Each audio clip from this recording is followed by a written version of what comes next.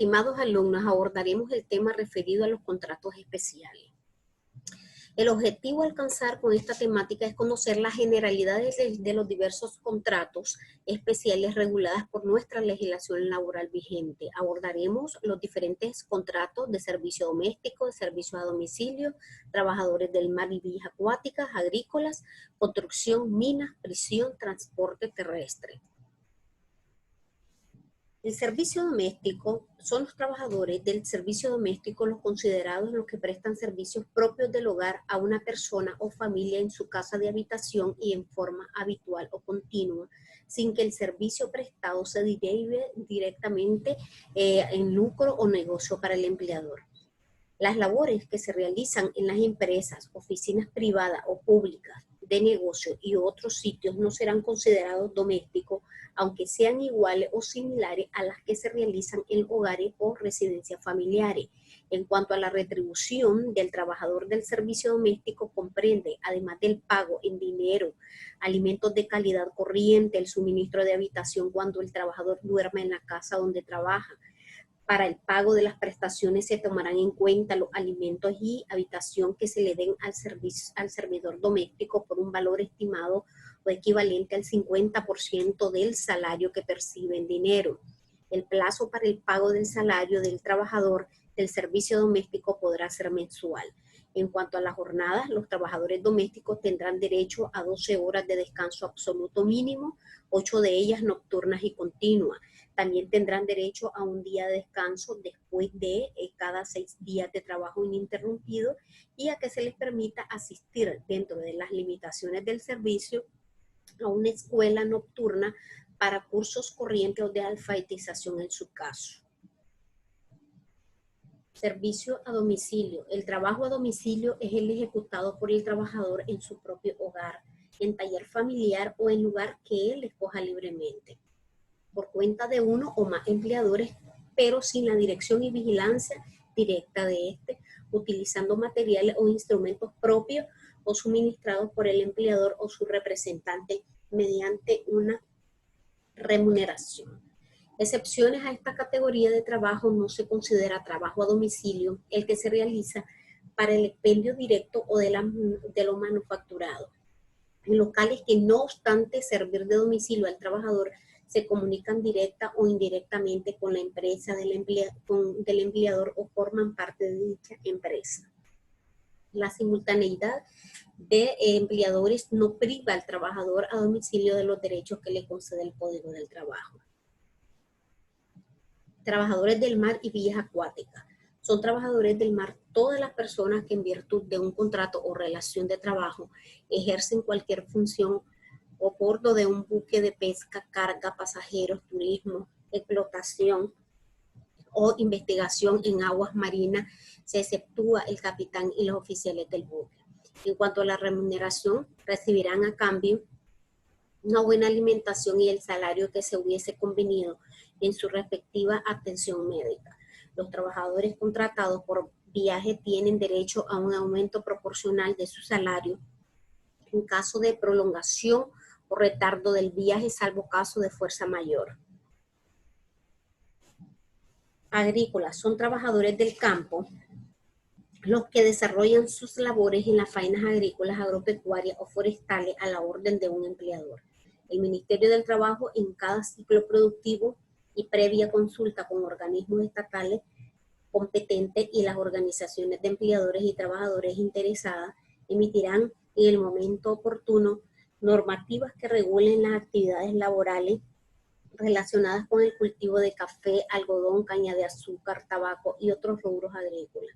Dichas normativas serán obligatorias durante el tiempo establecido y deberán prever disposiciones por lo menos sobre categorías de trabajadores, jornadas, descanso, séptimo día, vacaciones, higiene y seguridad ocupacional, tareas, salario, alimentación, vivienda, transporte, educación y otros aspectos relacionados con las condiciones de trabajo en el campo. Del trabajo en las plantaciones de banano, algodón, palma de aceite, café, tabaco y los demás cultivos, incluyendo los no tradicionales.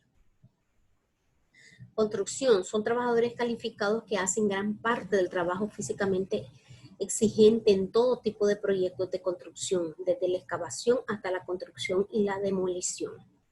El subcontratista, con las características señaladas en el artículo 9 del Código del Trabajo, que realiza parte de la obra cuando el contratista carezca de los equipos necesarios, salvo pacto en contrario, con este último deberá cumplir con las obligaciones establecidas por la ley para el empleador en todo el contrato de trabajo.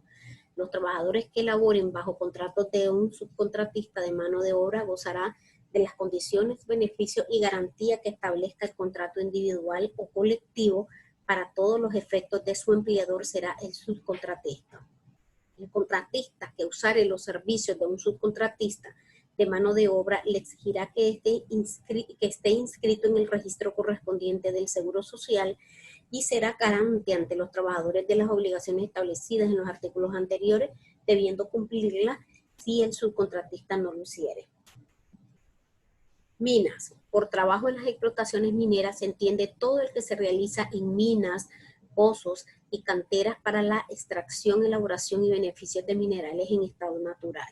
Dentro de las obligaciones, las empresas mineras tienen las obligaciones específicas siguientes: mantener, además de los botiquines y medicamentos exigidos por las disposiciones del Código del Trabajo, un lugar apropiado para hospitalizar a los enfermos o accidentados con el número de camas suficiente y el instrumental quirúrgico necesario para curaciones y operaciones de urgencia.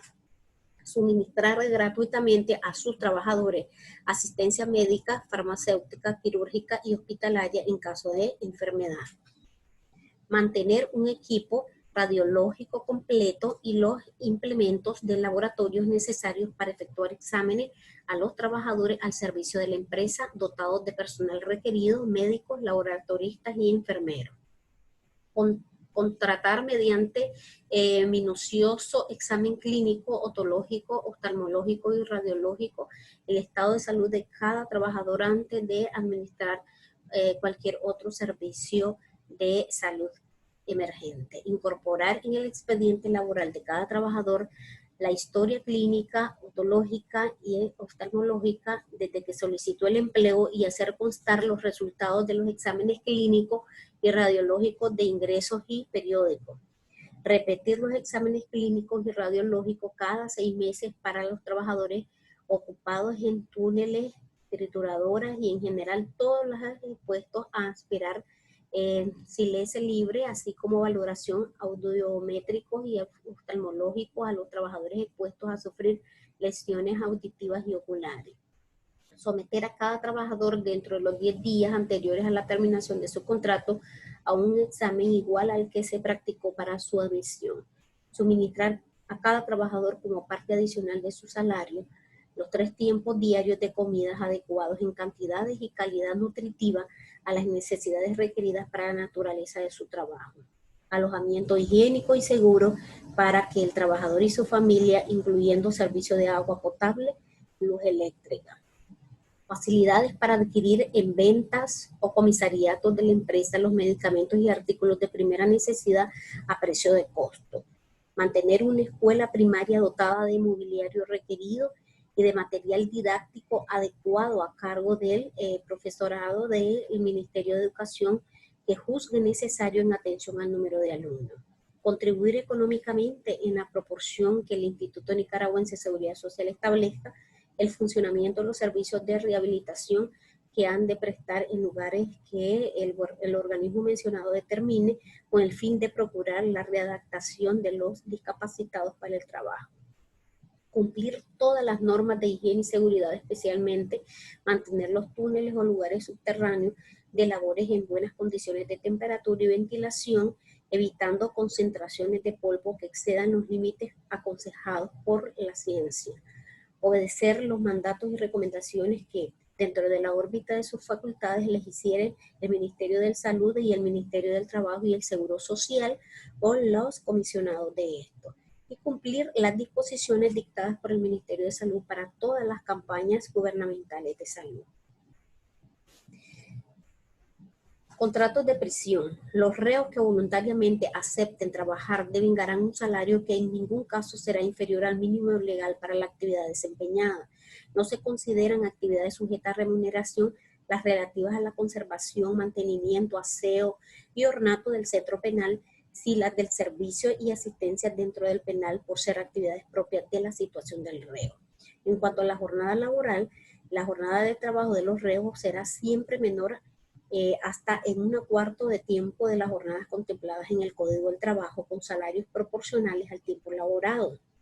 Cuando el trabajo del reo sea por más de un mes continuo en la misma actividad, se pagará en forma proporcional o correspondiente a sus prestaciones. Los centros penales deberán llevar planillas especiales que demuestren los ingresos de los reos, los que serán entregados al reo o al familiar que éste determine por escrito. Dichas planillas podrán ser revisadas en cualquier momento por el juez o los inspectores del trabajo. Los transportes terrestres, en su particularidad, celebran una serie de contratos en la cual se establecen las relaciones de trabajo de los conductores y demás trabajadores que prestan servicios en vehículos de transportes urbanos o interurbanos, sean estos públicos o privados, de pasajeros, de cargas o mixtos. Pueden ser también regularse por leyes especiales siempre que éstas no contravengan las garantías mínimas establecidas en el Código del Trabajo. El salario de los trabajadores de transportes terrestres podrá fijarse por un día o por unidad de tiempo, por viajes, por boletos vendidos, por cargas transportadas o por kilometraje recorrido.